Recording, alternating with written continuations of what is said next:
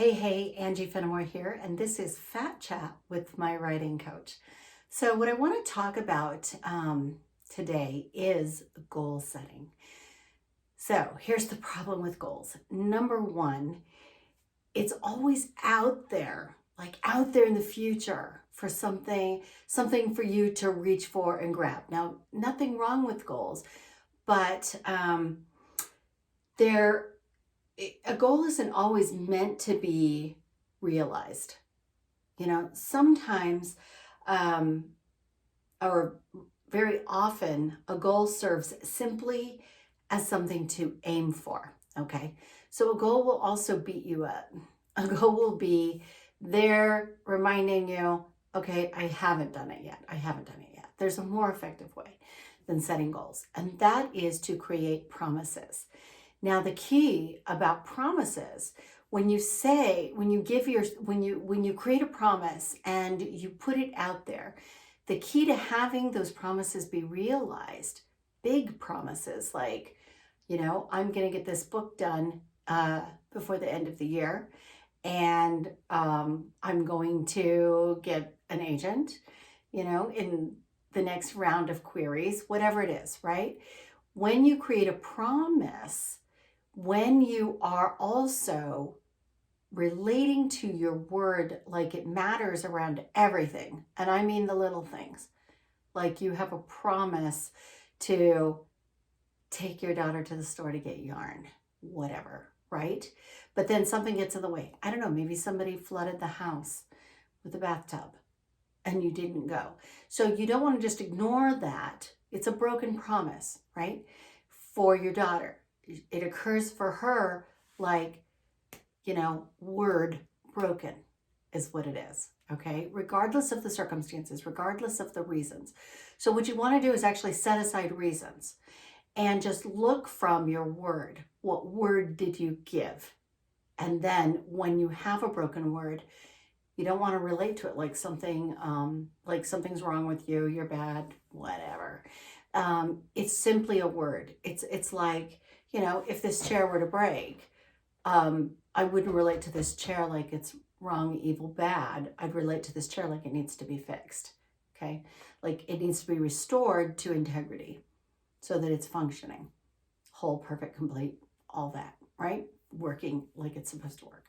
So when you relate to your word like that, like it's something to restore and put back together, you have a whole different relationship to your word. And then you can make those promises happen in real life, those big promises, when you are restoring your word around the little ones. Okay. So the way that would look is, instead of just ignoring and giving your daughter reasons, really good reasons why you didn't go get yarn, it's, hey, we didn't go get yarn. I know I promised we would, and we didn't do that. Do you hear that there's like no significance and no drama there? Okay. That's what you're going for. No, this is wrong, bad, evil, like I'm inept, I'm a bad parent, whatever it is, right? That we all kind of default to. So what you want to do is acknowledge that you broke your word, or that there is a broken word. In the English language, when something happens, the way that our sentence structure works is that there is automatically blame placed, right?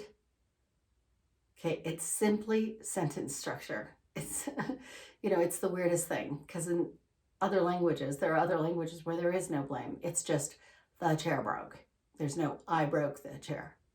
You get that? Okay, so you want to take the I out of it. It's just, I said we were going to go to the store and we didn't, to get yarn. And then you want to be responsible for how that occurs for your daughter.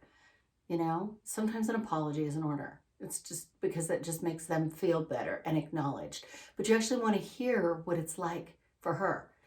Okay, I know that we said we were going to go get yarn and we didn't.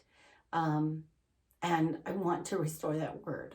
And you may not want to say it like that, but okay, let's go get yarn. Let's figure this out. Put it in the calendar, whatever you got to do, right? Go get yarn, restore the word.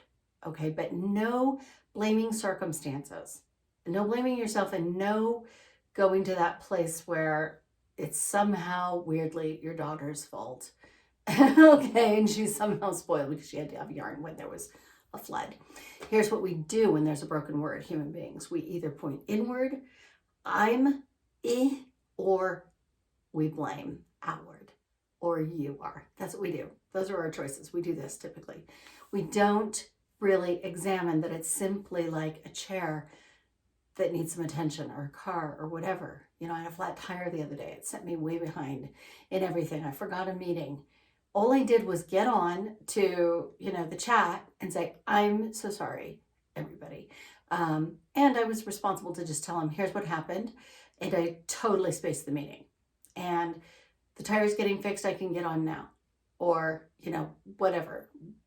Do we need to reschedule? Whatever it is. Just restore integrity there. So what happens when you do that is not only do you restore integrity for yourself, that you believe your promises, okay?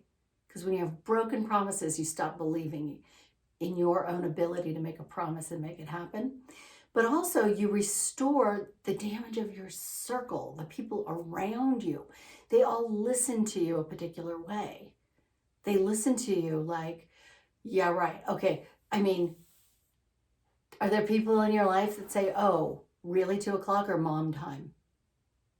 Are there people that do that? That's because you break your word around time a lot, right? So you want to start taking responsibility for it and start leveling up your game around the little promises. This is how you shift from goals that never happen to making promises that come to fruition, okay?